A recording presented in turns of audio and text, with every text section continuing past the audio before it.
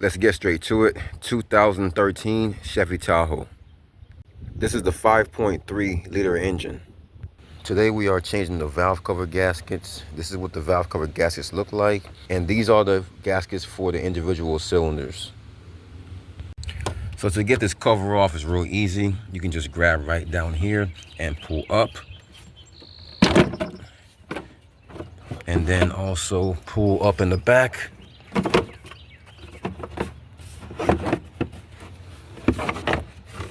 And now you can pull this forward to pull it out.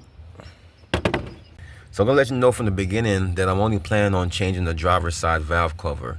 For some reason, they only want the driver's side changed because that's the side that's leaking. So that's what we'll be doing today. So this is the valve cover here. And so you can see we have to remove the ignition coils and some wiring and things like that before we can even start to remove the valve cover. So let's begin the process. Be sure to remove your negative battery terminal before you start. There's a couple of wire bundles that need to be removed. So you can see here, you can just pull this. Look at how it's easy. This is just cracking from, it's just so old. All right, but you can pull this up from here like that. And then same thing with this one here. You can just twist and pull until that comes off. And then there's another one back here. So we need to loosen those wirings up. And then we can focus on these ignition coils. So these ignition coils, you can see the harnesses for them right here.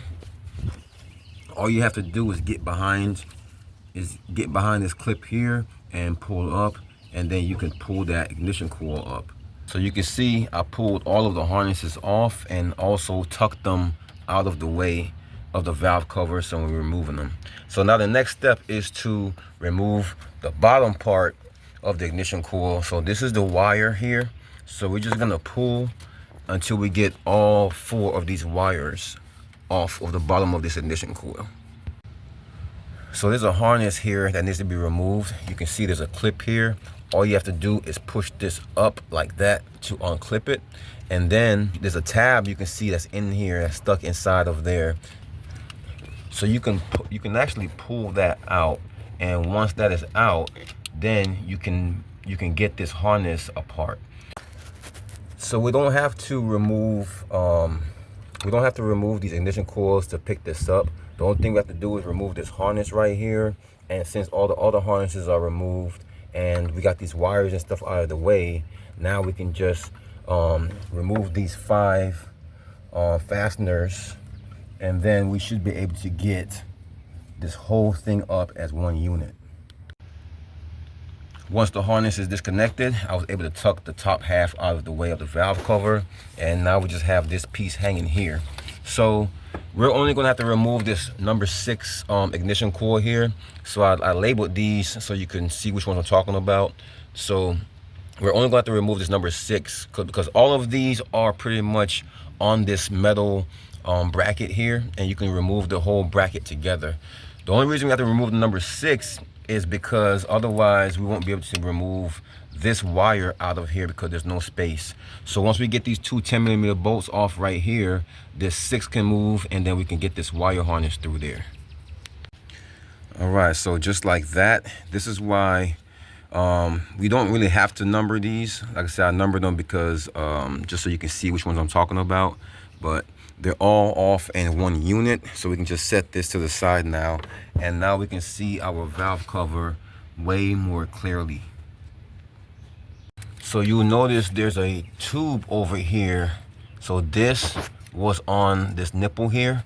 So the way to get that off, it's easy to show you with it off right here. So there's a little tab on this that you can push in.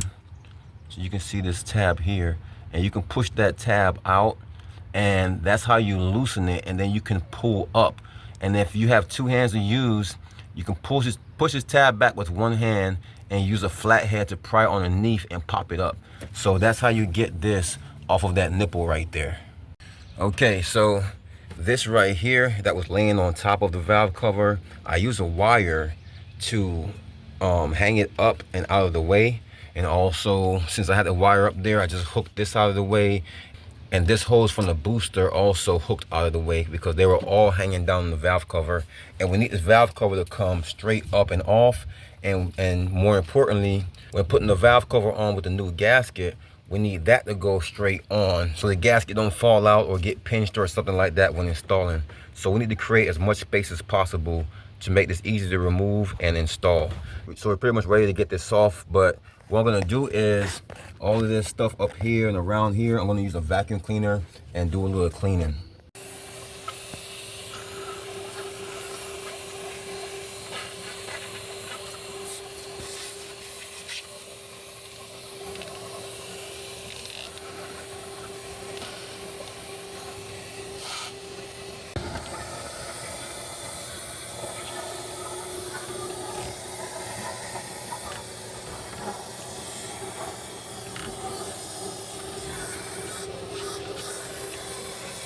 So the vacuum part, of course, is voluntary. It's not 100% necessary. I just like to be thorough and make sure nothing falls down in this valve cover once I remove it. So now that I'm done vacuuming, well, there's 4 8mm bolts to be removed right down the center. Let's go ahead and get those off and the valve cover will be free.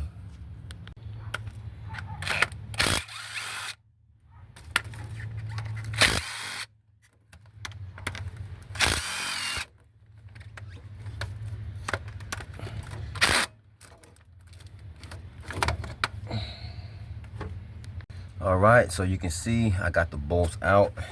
That one's not all the way out, but I'll get it out once I get this valve cover up.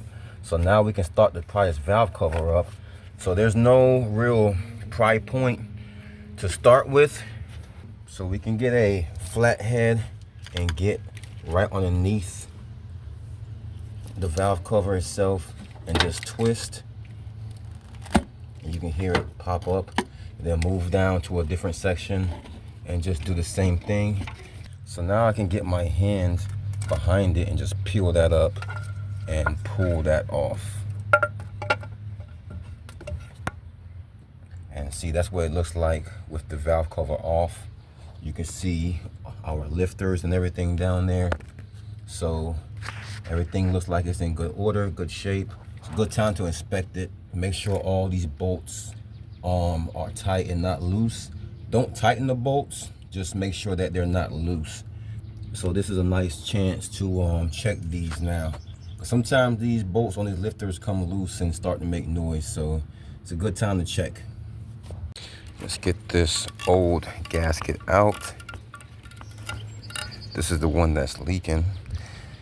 Now you can check inside these grooves, make sure there's nothing in them. You can use compressed air to blow anything out of there, or if you see anything that's actually stuck gunked in there, you can use a pick or something to get it out. But you don't want to scratch up inside of here. You can also use a napkin or a paper towel, fold it up a little bit and swipe it in there to get this stuff out. But the best way to clean this out would be to use compressed air or a vacuum cleaner if you have it. So after cleaning inside of there, this is what it should look like. So after I used my vacuum, I just used a rag and got inside of those grooves and wiped along until I got it cleaned out.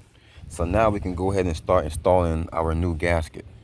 Okay, so there was one more bolt in there, so I'm gonna remove that. All you gotta do is hold the valve cover with one hand and use your other hand and go side to side while pulling it up, and eventually it'll pop free. You can get the old rubber off of these bolts. You can use a blade and just slice them, or you can force them off from the tip here. Go ahead and get all 4 of the old rubbers off of these bolts. So a nice little slice with the blade, very easy. Slice this and I'm able to get them off of these bolts real easy. So now the hard part is to get the new ones onto the bolts. So when getting these on, you're just gonna have to push them on through. You're gonna have to use 2 hands and just force it on just like this. So you wanna make sure you put it on the right way where the cone shape is facing down. So I'm gonna go ahead and get all 4 of these on here. All right, so I got 2 in right now. I'm gonna show you how I got them in. So once you get the grommet on there, all you have to do is just press it in just like that, and it's just that easy. I'll show you with this other one here. Just press it in just like that. So now you can put them on before you put the valve cover on or after. It's not going to make much difference. But if you rather put them on after, then that's better.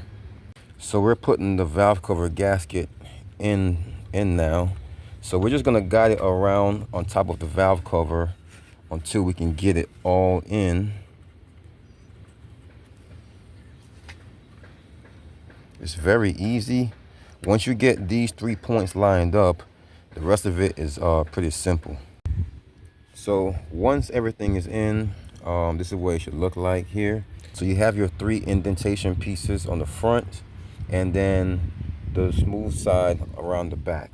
So now we can go ahead and get this on. All right, so this side of the gasket surface is clean, and now we can go ahead and start putting our valve cover back on.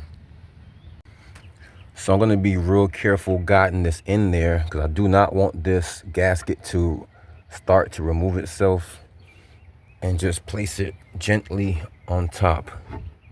All right, so it moved around a little bit, so that made me nervous. So I'm going to go ahead and check it just to be certain, and we're still good.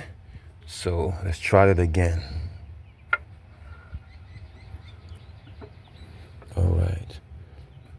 All right, so once it's in place, then we can start to put our bolts in through the top. So I'm going to start with the 2 middle ones. So with the rubber part, just pop it in there like that, and then you can just push that bolt down, and now we can start to thread that in. So once one of these bolts are in, then we can hold this valve cover steady, because without the bolt being in, this valve cover is just going to move around. So now we're going to get this other center bolt in. So remember, let's get the grommet in first, let that pop down, and then we can try to find the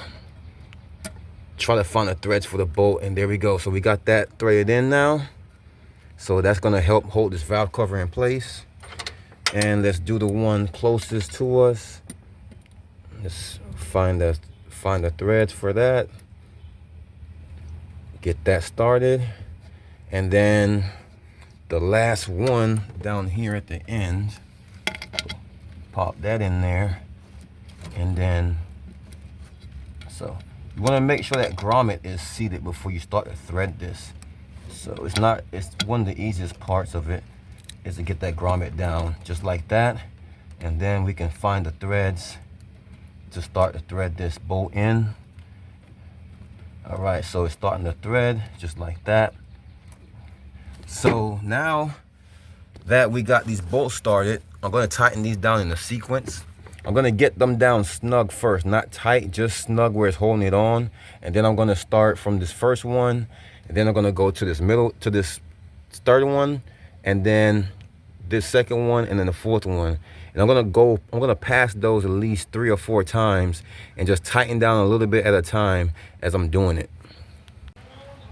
All right, so I got the valve cover tightened all the way down now. I went through my sequences and I tightened them down to the proper specs. So now it's time to start putting everything else back together. So that tube back there that we took off, let's go ahead and drop that all on first.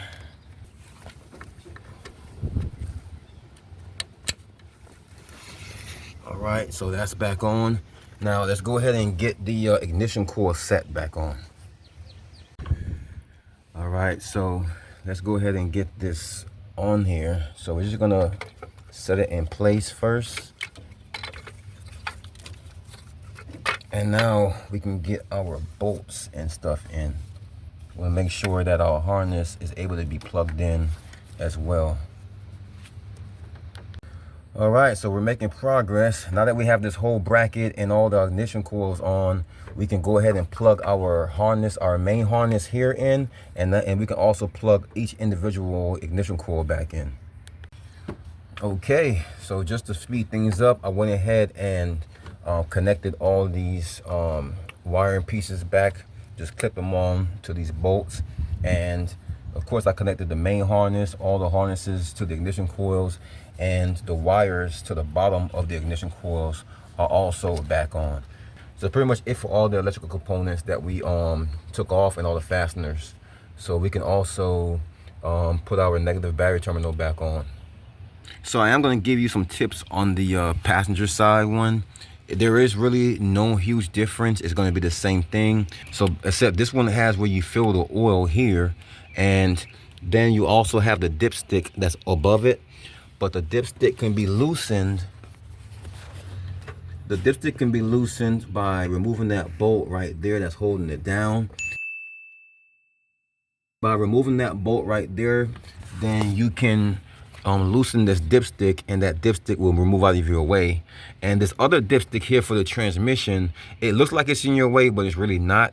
This if you've seen how I took the other side off, you don't really have to raise the cover up and off. You can just slide the cover back. So this isn't really in your way that much. So the passenger side is not that much different. You do have a couple of different hoses, like the heater hoses and things like that, but there is also things that's not in your way, like this big giant harness cluster that's going down the side. So there are things that you don't have to worry about on this side, but there are also some things that you do have to worry about on this side. So, but as a whole, it's going to be the same exact as on the other side. Now we can put our cover back on. These two posts right here fit in the bottom of these two right here. And that's pretty much it. That's how you change your valve cover gaskets in a 2013 Chevy Tahoe 5.3.